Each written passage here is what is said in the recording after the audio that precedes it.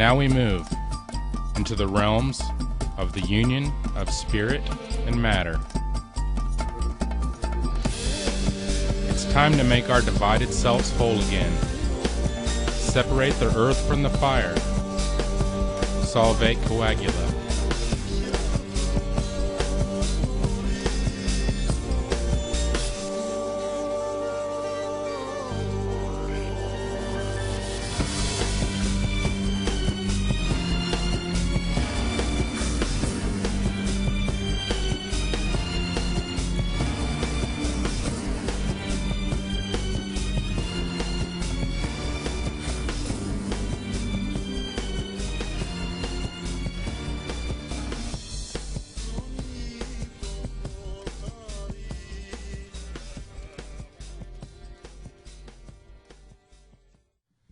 In alchemy, we have a very sacred science for bringing the lead of an undeveloped consciousness up to the level of a fully developed consciousness of gold, magnificent and incorruptible.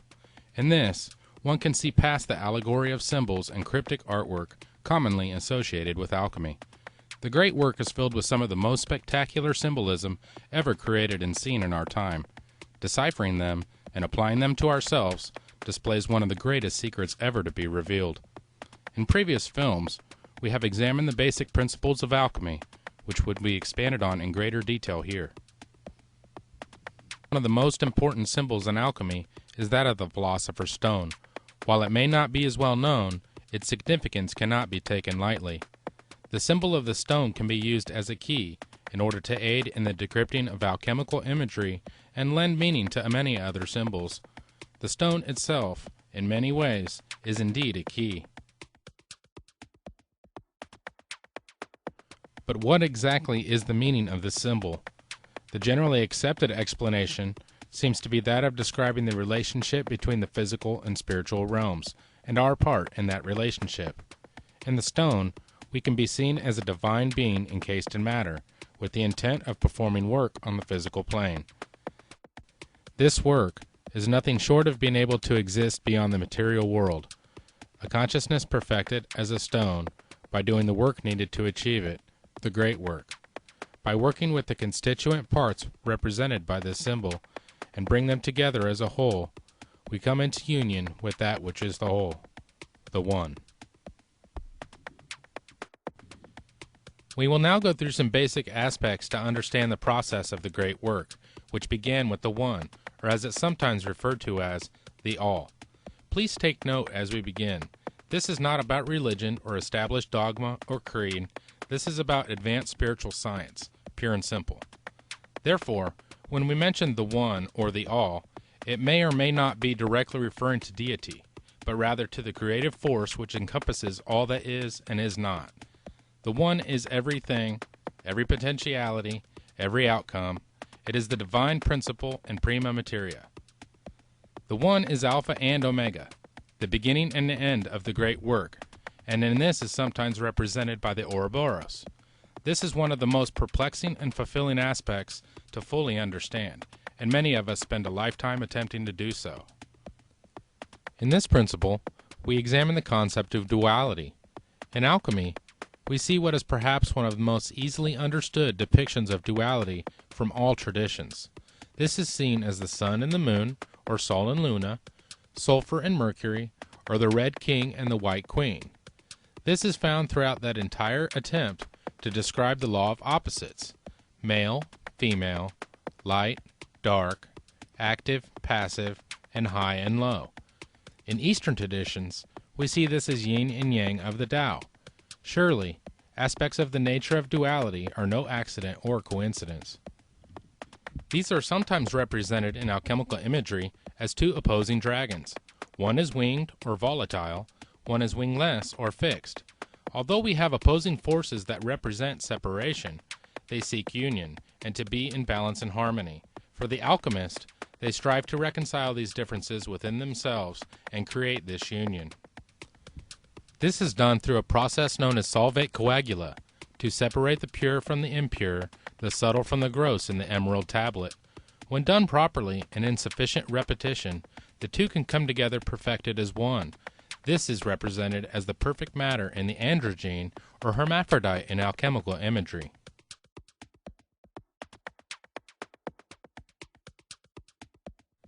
Alchemists see this principle as tria prima, or the three primes. These are mercury, sulfur, and salt, or spirit, soul, and body. When the two opposing principles of sulfur, masculine, and mercury, feminine, come together, we get the salt or body, which brings together and reconciles these opposing principles within it in order to exist on the material plane in physical form. In the great work, the alchemists work with the three primes in the same process spoke of earlier, solvate coagula, which is interpreted as dissolve and coagulate. This dissolving is done to free the soul and body, or sulfur and salt, using mercury or spirit. In this way, the soul and body can be calcined or purified, and rejoined or bound with spirit, making it one again, free from imperfections. All things which exist contain these three principles.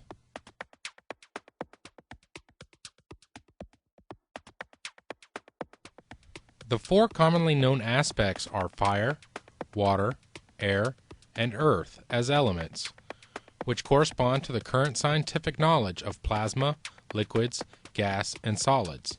In Kabbalah, these are known as Yod, He, Vav, He, or Jehovah. The fire is our will, the life force or chi as it is seen in Eastern traditions. The water is our emotions, and describes how they can easily flow from one temperature to the next when not under control. The air is our intellect, and the earth is our body or matter here on the material plane. These four aspects encompass many things, and can be used to easily identify areas of our personality which needs refined and how. Balance between these aspects is the key, and when one aspect is lacking, it can be balanced with another as an opposite. All of this builds towards a fully integrated self, capable of refraining from one extreme of the spectrum. In alchemy, the concept of spirit is seen of having great importance. It is viewed as the fifth or additional element to the original four. Modern science at some points accepts this concept and views the fifth element to be what is known as ether, whereas the alchemist knows this element as the quintessence. The quintessence is not only the glue which binds all elements together, it is also seen as what keeps the elements independent of each other. In Kabbalah, this is also known as Shin, which has a quality of fire, and is generally placed right in the middle as Yod, He, Shin, Vav, He. Now that we have reviewed some of the basic alchemical concepts, let's move on and delve deeper into the process. Although alchemical processes can be applied to a variety of things, this film is primarily focused on the alchemist him or herself being the experiment. This is solidified under the credo as above so below, which is essentially describing the relationship of the macrocosm to the microcosm. Consider sacred geometry using the Fibonacci series, which produces the same shape in both pine cones and galaxies. With this, the alchemist can work with things on the material plane and learn more about the properties of the spiritual plane, or vice versa. The great work begins in the stage known as nigredo, or the blackness. With our consciousness as the prima materia is where we find ourselves in the current condition, as the lead in the alchemical allegory. With spirit, we can dissolve and place our prima materia into the athanor or chemical furnace and begin the calcination process, and eliminate any energies which may be blocking growth. Nigredo can be a very powerful stage, as it often signifies a point in one's life where a spiritual evolution is necessary or imminent. It is unfortunate, however, knowing that the material plane cannot fulfill, and the seeking of spiritual truth is an inevitable and required event. In the illustration, take note of the black crow or raven in the setting, signifying undergoing the stage of nigredo. This is a very personal time, where you may begin to look deep into the soul, no matter how uncomfortable it may be at first. There is some debate about if the next stage, known as the cauda pavones or the peacock's tail, is actually placed after albedo or nigredo. Perhaps it may be different for some individuals, however, for the purposes of this discussion, we will describe this stage here. Out of the whiteness, clarity begins to occur, and the alchemist can experience all of the aspects of the whiteness as one because unity is found. As Isaac Newton showed us with his prism work, that whiteness that enters from above and can be broken down and seen in all of its brilliant display of colors. We, as divine beings, are the prism. This may be a euphoric experience for the alchemist, as new energies and knowledge not previously experienced come into play. When the peacock's tail emerges and the discipline is established, it signifies the alchemist is entering the next stage, known as albedo. To experience and understand the following stage, known as albedo, one generally must have fully immersed in nigredo, having looked deep within themselves. The source of all existence appears through the void and is seen as a whiteness or a bright light. This occurs due to the understanding of unity in all polarities, and is seen as the one. In this, the alchemist knows the source from which everything sprang, and is aware of the real beauty of the spiritual path in becoming this unification once again. As was mentioned earlier concerning the two opposing forces, this can be seen as the hermaphrodite or Mercury, which is spirit. Spirit has no gender and is associated with pure consciousness. As albedo continues, spirit begins to coagulate with matter, and the volatile is becoming fixed. This is done when our conscious mind peers deep into the subconscious and brings it back to the conscious mind to be observed. Spirit is entering the soul, purifying and coagulating to become solidified and constant in our life. This is when we actually begin to work with spirit and put to action on the material plane, culminating in the formation of the diamond body. Similar to the resurrection of Christ, this can be seen as a solid body of light, purified and incorruptible. These have merely been brief descriptions of alchemical stages one may experience on their path, and is primarily intended for providing reference for further material at a later time. Hopefully this has given an adequate review for some, and a summary for others. Some of you are practicing alchemists, and some of you have only just discovered the art. One of the most beautiful aspects of alchemy is that it doesn't matter what stage of development you are currently experiencing. It will take your temperature and prescribe you a most relevant remedy. At this time, it is appropriate to mention one of the reasons for secrecy in this sacred art. If you are seriously considering undertaking the great work, please keep in mind that this is not a journey for the weary. One should take into account the things being said here for developing in a healthy and balanced way. This is important for several reasons, especially of which concerns your health and the health of others. If you are not ready to face what may be sitting dormant in your subconscious, then you should proceed with caution, as they will without a doubt emerge through the alchemical process. Alchemy is able to take you where you need to go, but you need to be ready to go there and confront them once and for all. This may seem trivial at first, but it needed to be said so there can be understanding of the road ahead. Until you are well versed in the creation of elixirs and medicine, do not ingest or have others ingest what you have created. This even includes what may be seen as a harmless herb used in plant alchemy, for example. Some of them may have negative effects if used improperly. It is important that you are entering your study of alchemy with the proper intentions. Do not be seeking after material treasures, social status, or psychic abilities.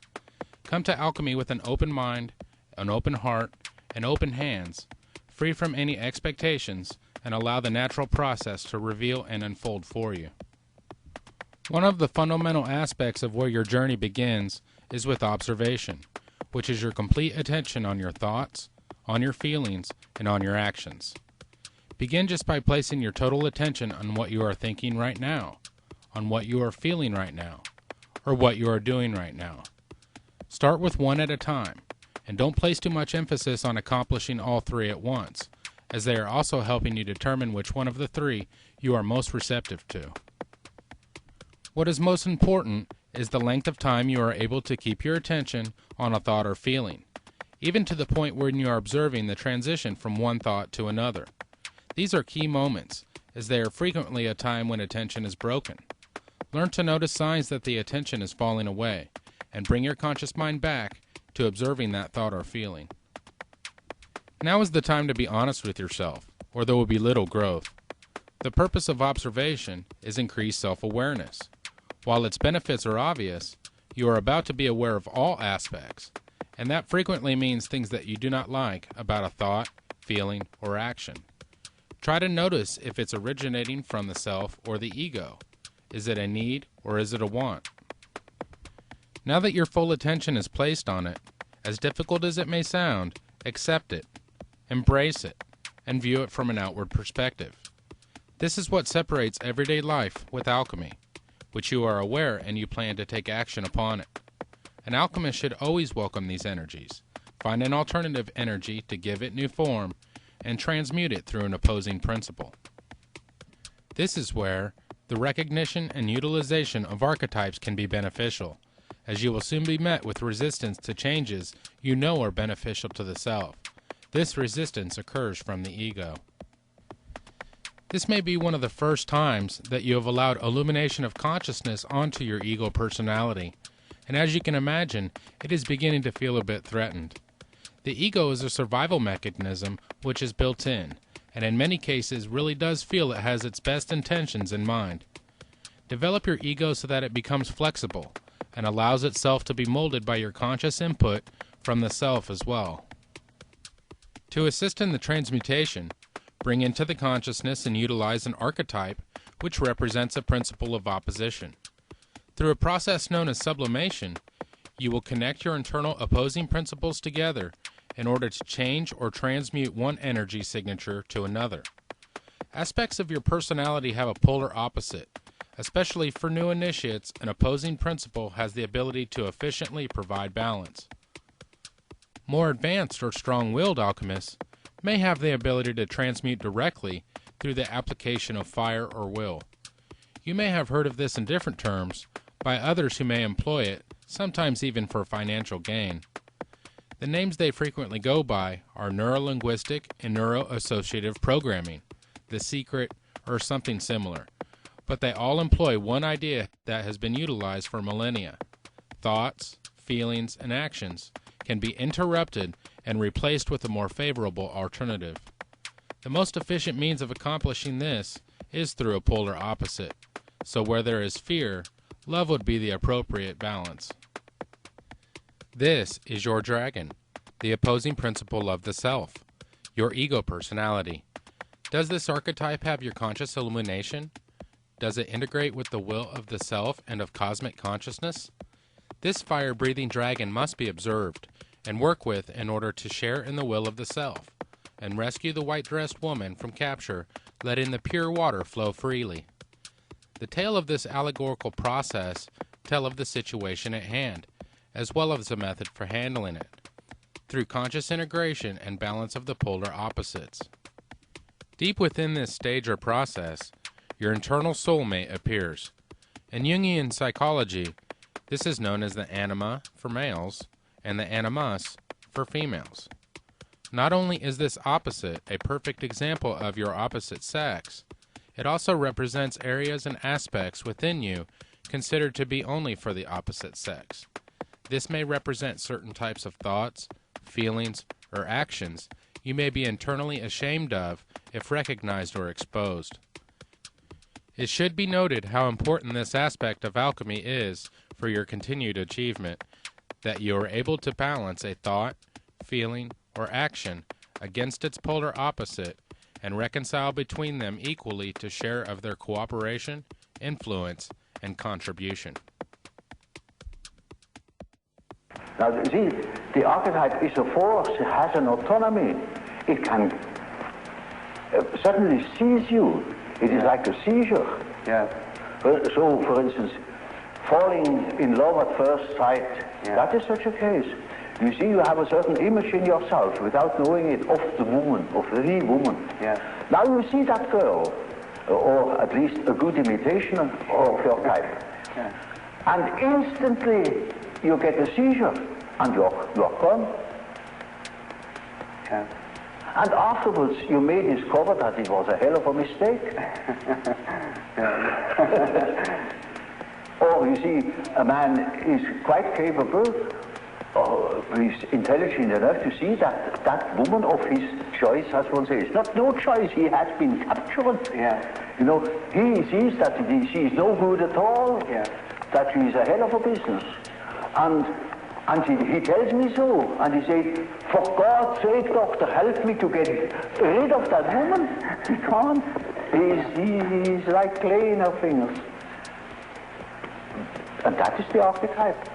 That is the so-called archetype of the anima. Yes, yes. He thinks it is all his soul. Well, you know, that is a bit complicated, you know. The anima is an archetype, an archetypal form expressing the fact that a man has a minority of feminine or female genes. Yes. And that is something that doesn't disappear in him. That is constantly present. And it works as a female in a man. Therefore, already in the 16th century, the humanists have discovered that man has an anima. I see. And that each man carries his female with himself, they say. Yes. If you are having issues properly visualizing and bringing in the needed archetypes into your conscious illumination, try to observe your state of mind and determine if it needs adjustment. It is best to have a steady mind when working with alchemy, as well as mental focus. If you find it difficult to attain this, try this simple exercise. Begin by focusing on your breath.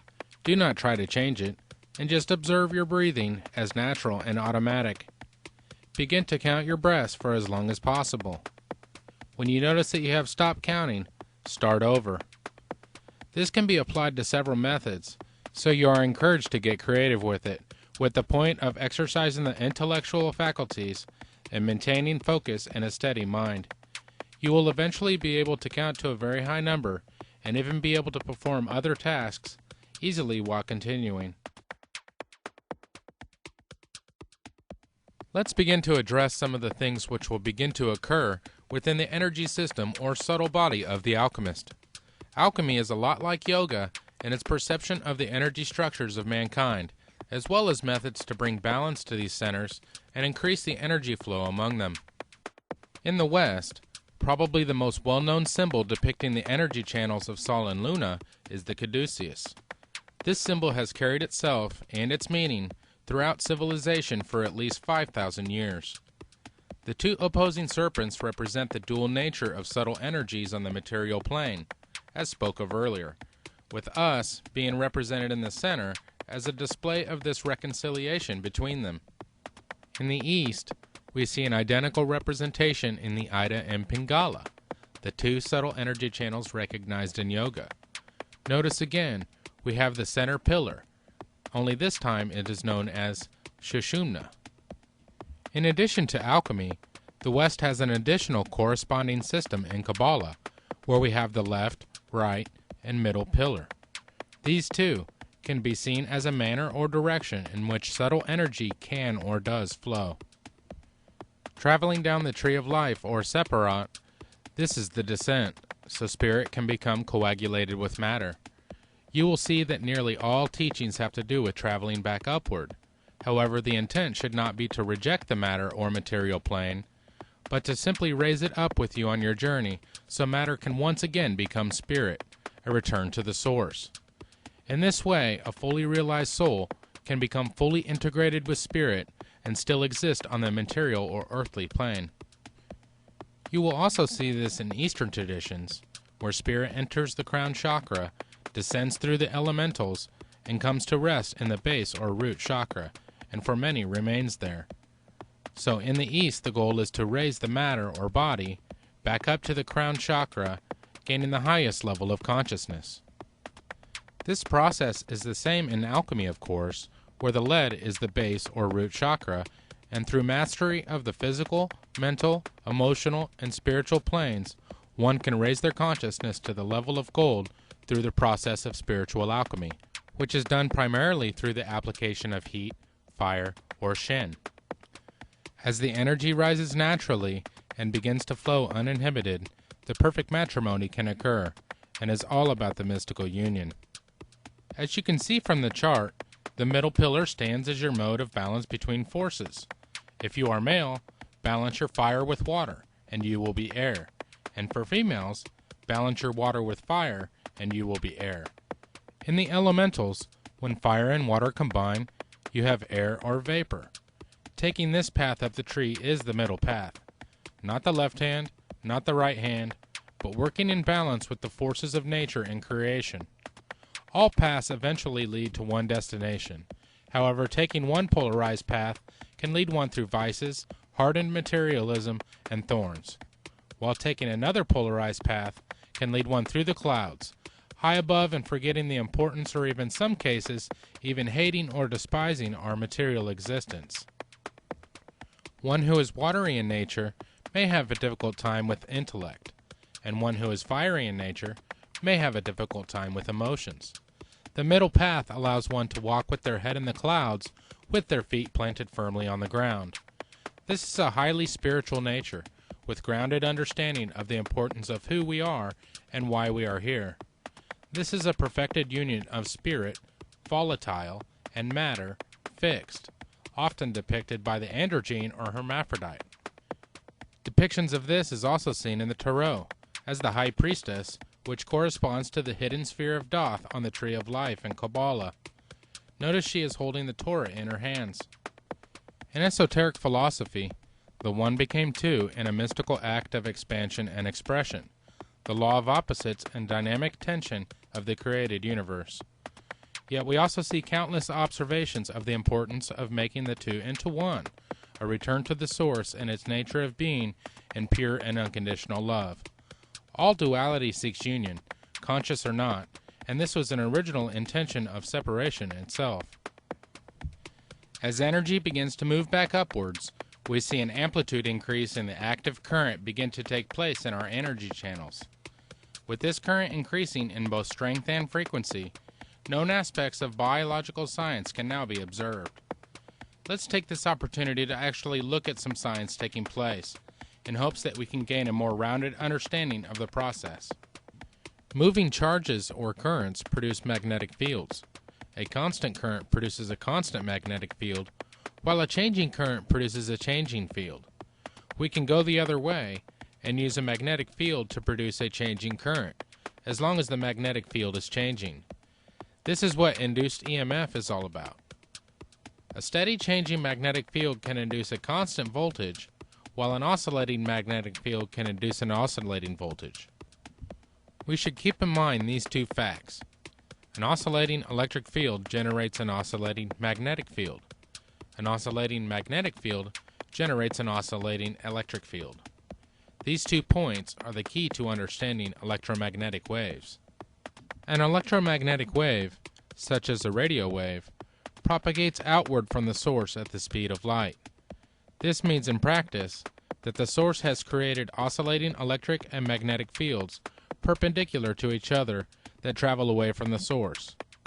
The E and B fields, along with being perpendicular to each other, are perpendicular to the direction that the wave travels, meaning that an electromagnetic wave is a transverse wave. The energy of the wave is stored in the electric and magnetic fields. As human beings, we have a polarized nervous system, known as the parasympathetic and the sympathetic. It is a closed-loop electrical system to carry signals to and from the brain, other organs, and glands. As we have just learned, an oscillating current creates oscillating magnetic waves, and a constant current creates constant magnetic waves. This electrical system is dipole. Like a magnet itself, the field maintains a similar shape to what we see with iron filing experiments, a torus-shaped electromagnetic field. Being grounded can therefore have an even more literal meaning, as attaching an energy channel's ground will complete the circuit, allowing for current and frequency of the wave to take shape. Just above the nervous system is found the pineal, which has a positive polarity, and the pituitary, which is negative. Once sufficient signal amplitude and activity level is reached in the nervous system, the EM waves of these two glands overlap. This creates a closed circuit between them, and in return another torus-shaped electromagnetic field, which is the Ajna chakra or third eye. This brings ethereal energy into a sense organ not normally stimulated in such a manner, and increases the sensitivity and reception to the frequencies now available. Theories have begun to arise about the electromagnetic field of consciousness, and how it is connected to our physical body. There even seems to be some consensus in the scientific community as to these claims. If it is true that our consciousness is electromagnetic in nature, it will enable science to move forward into the research of metaphysics. In consideration of this discussion, why is all of this important to alchemy? Something occurs within the alchemist at a certain realization that we actually have the ability to manipulate the reality around us, even if in a subtle way, perhaps even by affecting the reality on the smallest of scales. Today, these phenomena are known in quantum mechanics to be a multitude of potential outcomes in relation to a system of observable probability. In scientific terms, it's called quantum indeterminacy. In 1937, an alchemist named Fulcanelli said, "All the same, I can say this. You will not be aware that in present-day official science, the part played by the observer becomes more and more important. Relativity, the principles of indeterminacy, demonstrates to the extent at which the observer today intervenes in all these phenomena." Fulcanelli was without a doubt speaking of the aspects we see in quantum physics today as being verifiable. Much of the talk today seems to validate what the alchemist did, especially in regards to higher consciousness. As you can see from the images, the higher the frequency of the EM waves, the more it is harmonic and resonates with the atomic nuclei and beyond into quantum levels. This is where all the magic happens in quantum mechanics. There are particles which seem to come in and out of existence, or transform seamlessly to and from a wave. It appears when consciousness is powered by a fully active subtle body system that it has more effect on quantum indeterminacy. We indeed may be on the very brink of lending scientific credence to what has long been held to the alchemist or similar traditions, that the observer, or the alchemist in this case, can affect the outcomes on a quantum level. The process thus far has been all about self-awareness, which continues in its development as albedo moves into rubedo, and the consciousness which was originally volatile is becoming fixed. The etheric body is starting to be transmuted into the full light body. The flame of self-awareness is beginning to move down through the head into the middle and lower centers. Depending on a particular alchemical path, your focus may have been for it to enter the heart, and then the etheric rose comes back out of the heart center and enters the head center, illuminating the area between the pineal and the pituitary.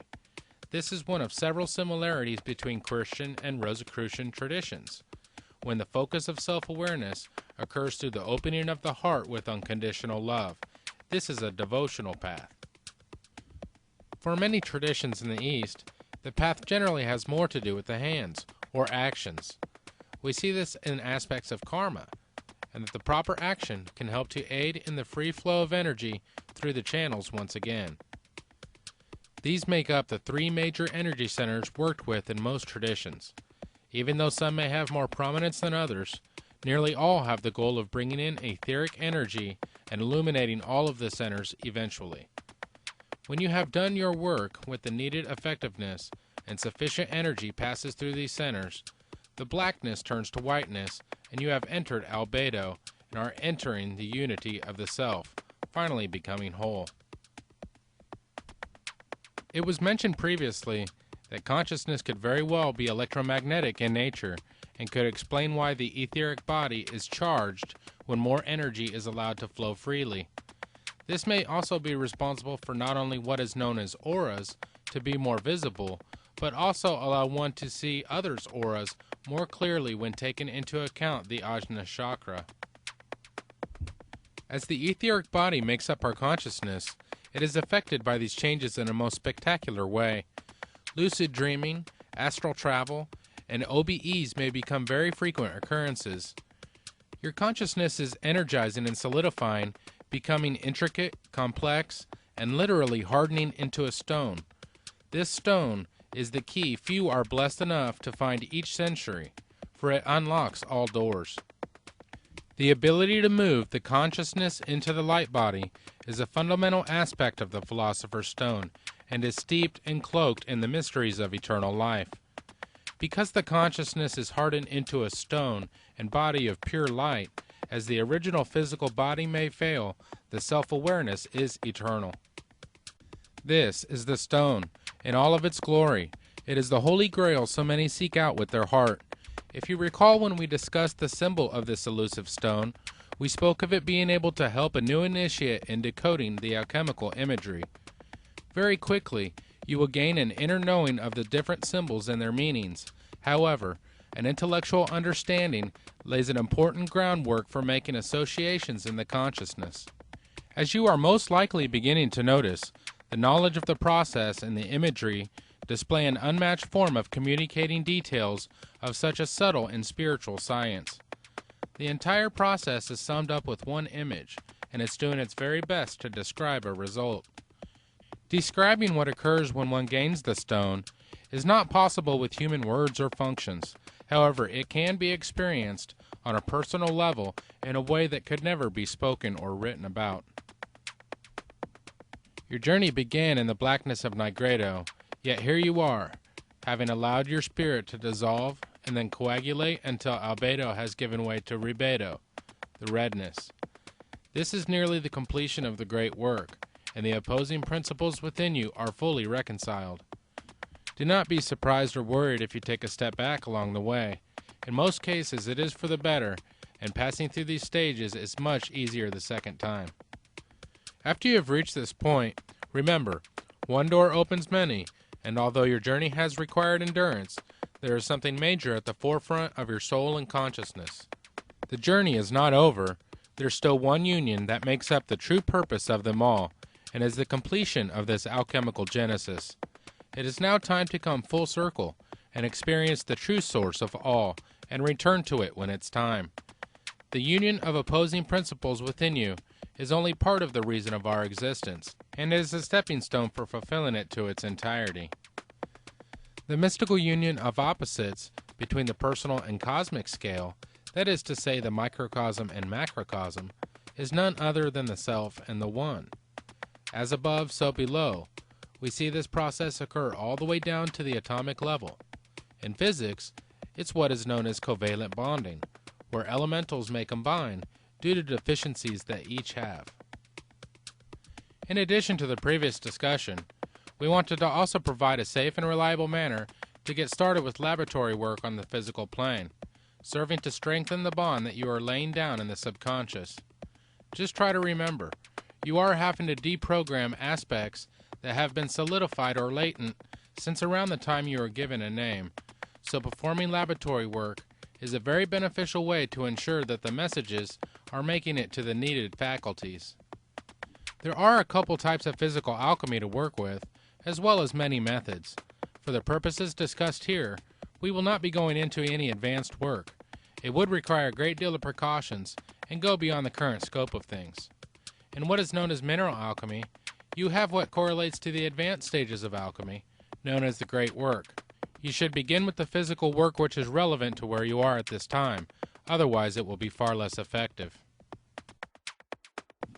In the beginning of our journey, we have what is known as the lesser work, in which we begin to work with plant alchemy in the area of spiritual and physical medicine called spagyrics.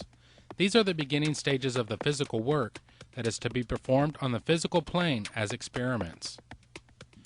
As in quantum physics, where we are increasingly seeing the role that the observer plays in scientific experiments, so we also have with alchemy, where the alchemists themselves are seen with great importance to their experiments.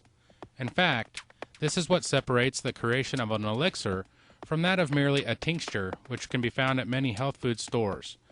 It is this interaction with the subtle energies of the alchemist which greatly adds to an elixir's spiritual and medicinal benefit. Remember the motto Solvate Coagula. This is put into practice here. The plant or herb used contains a dual nature, its soul or essence, and its body or matter. You will use or add spirit, in this case alcohol, to separate them for purification and later to hold them together when coagulated.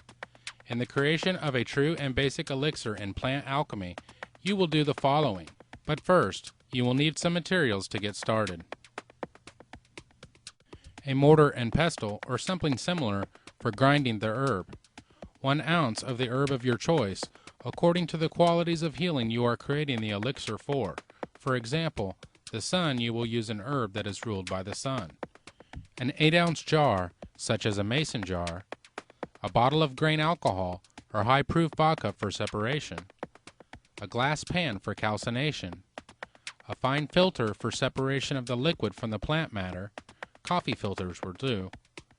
A funnel will also make the transfer for the solution easy, and a bottle, preferably with a dropper, for dispensing the elixir. When you are ready to begin, read through the following steps several times and familiarize yourself with them. This is also done to enter a certain mind state for the metaphysical operations you are about to undertake. Let's say you are creating an elixir with solar properties. Begin first with a prayer or meditation on the qualities of the solar principle, and ask that these qualities may be perfected in you through your experiment. Hold this state and begin.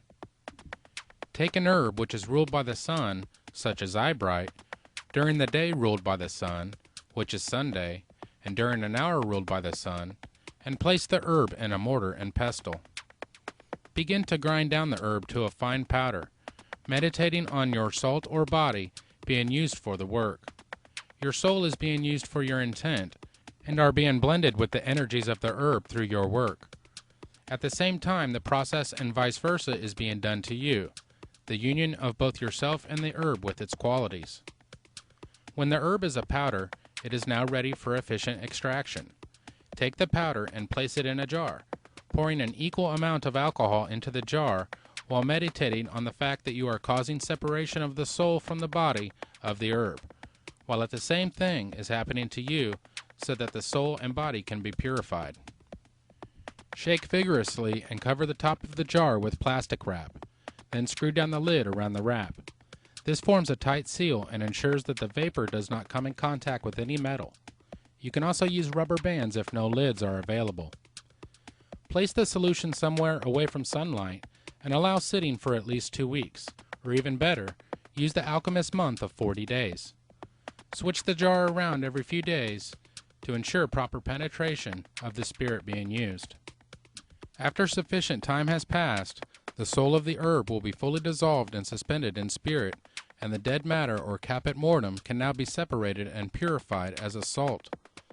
Place the filter into a funnel or use the corner of a plastic bag and begin to pour the solution out of the jar and into a bottle. To be the most efficient, you may want to place the soaked plant material into the filter and wring out any remaining solution. The solution should be a dark color, with most of the bright green color having faded away, the impurities left behind of the soul attached to the matter. Be sure to properly label your elixir and then store away from sunlight. You now have a solution of the plant soul suspended in spirit, and it is time to perform calcination. This is done in order to purify the salt or body so it can be rejoined with its soul. Throughout this process, you have been closely observing the stages that spirit, soul, and body have been working with the plant. Through resonance, you are attuning to these stages yourself with your subtle energy. At the same time work is being performed below, it is being done above as well. Remember, you are in nigredo and beginning to look at the constituent parts of the whole individually. To begin the next stage, it is good to have adequate ventilation, or even better, perform the task outdoors as smoke will be created.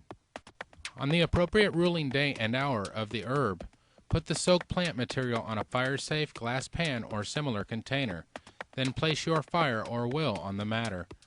The spirit will act as a fuel and ignite the calcination process, quickly blackening the matter. Meditate on the aspect of placing your consciousness on your impurities. Stir occasionally with a metal rod or butter knife until the spirit has burned off and the matter is dry and blackened. You may see small spots of whiteness and purity beginning to appear. Take the blackened matter and place it in your mortar and pestle, grinding the salts to a fine powder and breaking it down further into its parts. Place the powder back in the pan and drip a small amount of spirit or alcohol on it and place fire against it again, allowing it to calcine as before. Repeat this process as needed until the powder has become as white as possible. Observe closely during the calcination process and meditate on our previous discussion concerning applying heat to ourselves. This helps burn off impurities of the soul and body during nigredo, until we begin to see the whiteness appear through the blackness and enter albedo. The pure white salts can now be stored away from sunlight and are ready to use. Again, be sure to label appropriately. If you are ready to complete the process and begin taking your elixir, begin on the ruling day and hour for the herb being used in the elixir, and place a pinch of the salts in a spoon. Use the dropper to soak the salts with the soul or essence of the herb, and the spirit will coagulate the soul and body to recombine completely purified. Meditate for a moment concerning the completion of this process being done.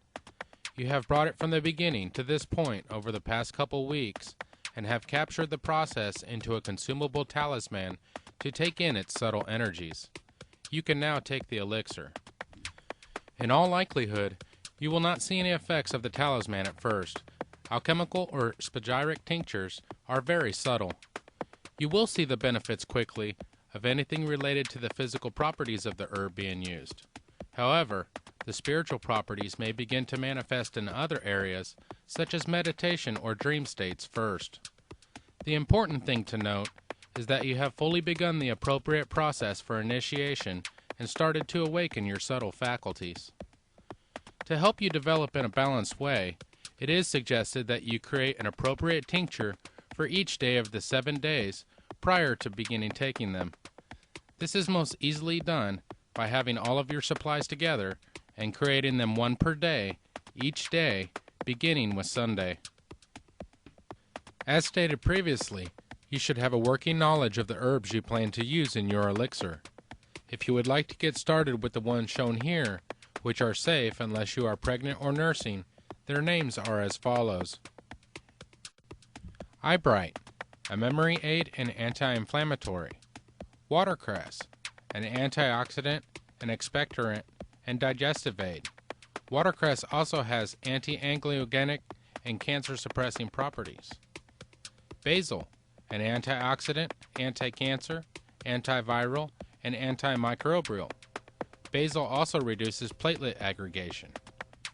Fennel, a gastrointestinal tonic and anti-flatulent. Lemon balm, an antibacterial and antiviral. Passion flower, a sedative and analgesic. And horsetail, an antioxidant. As you can see, aside from the subtle and etheric effects on your consciousness, you have something quite amazing in the physical properties of these herbs. One can clearly see the benefits of this particular selection and how the ruling planets balance out the effects and create a truly synergistic medicinal framework. It is recommended to go ahead and begin the creation of tinctures when you start the process spoke of earlier. When you are working with laboratory alchemy, such as in the creation of tinctures and elixirs, it is very important to bring into conscious focus the spiritual work being done. At the same time, when you are working on inner development, try to also focus on the work needing to be done on the material plane. The inner and outer work are to coincide with each other. Keeping this aspect in mind will aid in the ability to experience a mystical union. As above, so below, this correlation will never falter. Keep in mind that we have only gone into detail concerning the initial stages, and there is much more to learn about the great work. It is simply too extensive to cover in one setting, nor would it be beneficial. Alchemy, as well as alchemical aspects of similar traditions, is all about the process, and this rings true in nearly every area of the art. The great work is just that. Many times is a lifelong pursuit, and is written about by the many who have come before, describing its level of commitment. As the ageless alchemical motto reveals, pray, study, read, read, and read. It is our hope that we have at least provided somewhat of a systematic approach to spiritual alchemy, and provided some of the tools needed to begin in the great work. You have learned a few of the key steps to begin working in the art, and how you can utilize it on a practical basis. As we move towards the mystical union, we see the true beauty that alchemy is in its wholeness and essence. Will you take up the challenge that alchemy presents to you? The world needs more individuals rising to the occasion to transmute themselves to a higher form of existence, and to help others do the same in whatever capacity possible. A skilled alchemist can transmute within their sphere of influence. However, many of us can truly perform a global transmutation through application of spiritual alchemy on a larger scale. Therefore, remember, as we grow on our journey and our path, let's try to always be in service of each other at the same time, and we will all grow together.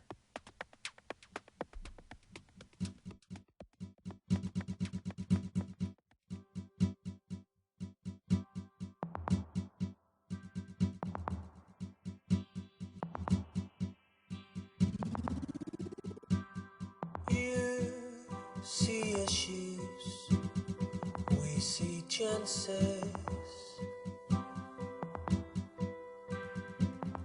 We see open doors, you see fences. We see brotherhood and divine order. You see chaos and manslaughter. Together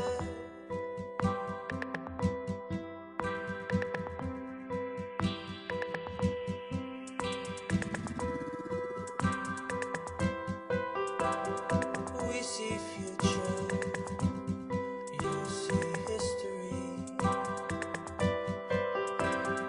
We see clarity, you see mystery. We see harvest, you see scarcity. We see unity, you see property. Together, everyone accomplishes more. Together, everyone accomplishes more. We see peace, you see war.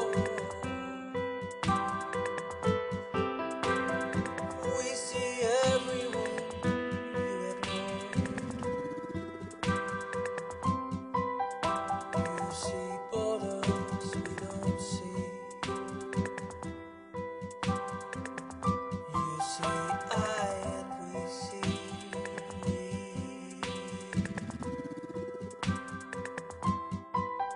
Together, everyone across.